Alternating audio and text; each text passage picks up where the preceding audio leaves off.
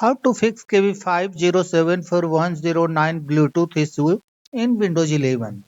Hello friends. Multiple users are facing Bluetooth related problems after installing KB5074109. The January 2026 security update.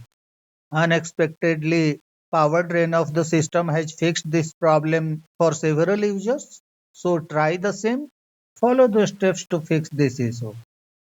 Unplug the laptop or desktop by removing the power cord. Unplug all the cords from the USB ports. Detach everything from your laptop or desktop. Turn off the laptop or desktop using the power button of the machine. Then press and hold its power button for at least 30 seconds. Then leave the system for 2 to 3 hours. Then plug in the cord and start your computer. The Bluetooth should work now.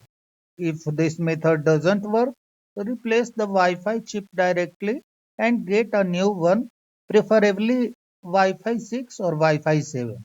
That's all friends. Thanks for watching the video.